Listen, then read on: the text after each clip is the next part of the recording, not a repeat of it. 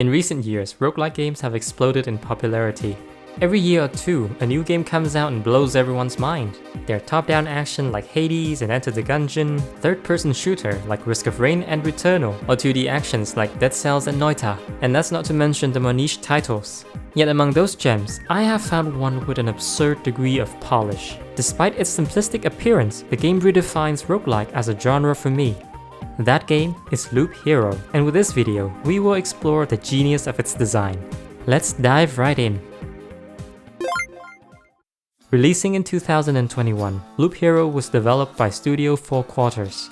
At first sight, the game couldn't appear more simplistic.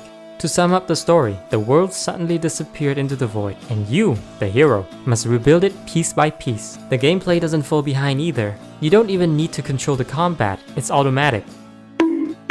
Your character always moves forward in a straight line, and you can only manipulate time by pausing and speeding it up or down. A functional mouse is all you need to play. Before we continue, I've been saying gibberish, so allow me to explain myself. Roguelike is a genre of games that use procedural generation.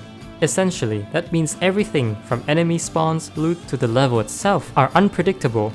A death resets everything, but you will get permanent upgrades that will carry over the runs. With this context in mind, you see real soon why this game blew me away. Despite its simplicity, Loop Hero's core gameplay is compelling. The map is empty and it's up to you to rebuild it using terrain tile. With mountains, rocks, and meadows, you have the choice to determine the layout of your level.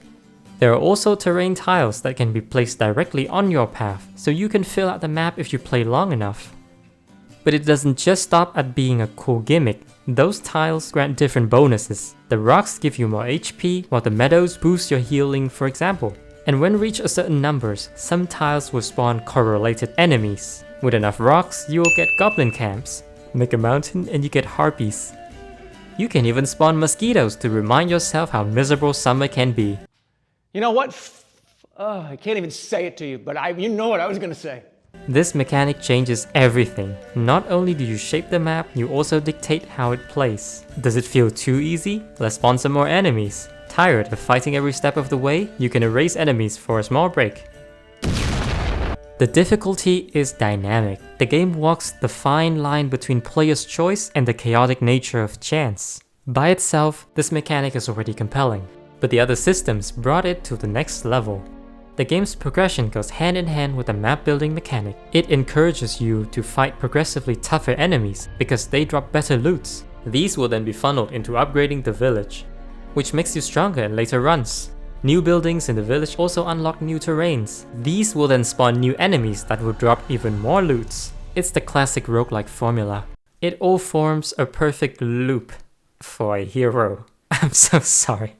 But just like everything nice in life, there's a catch. You can retreat after a run and keep 100% of the resources. Dying means losing all of that, so each new run is a gamble. You either make it big or lose it all. And just like any dangerous form of gambling, god damn it feels so fair, because you're the architect of your own stage. Everything on the map is because of your decision, and if you make a bad one, well, tough luck, buddy. It is what it is. This map building mechanic also ties in with the narrative of the game. The story starts with the world being sucked into the void. You're the only one that can see the world fragments and piece them back together. This setting justifies the map building and the village building mechanics. Everything that happens in the game has a meta and narrative explanation, and it's quite neat. You can even call it immersive. Returning to my statement from the opening, how did this game redefine roguelike for me? I've played and watched a fair amount of roguelike games. Many titles combine aspects of different genres to create new experiences with procedural generation as the core design. This is awesome because we get gems like Against the Storm or Inscription, but Loop Hero took a different approach. It explores the balance between chance and player's agency. This gives the game a whole different feeling, and I like it. But more importantly, it opened a path forward for the genre. Like how Vampire Survivor spawned a whole subgenre. One day we might see more games like Loop Hero, and I'm all for it. Thank you for watching, please subscribe if you liked the vid, and goodbye.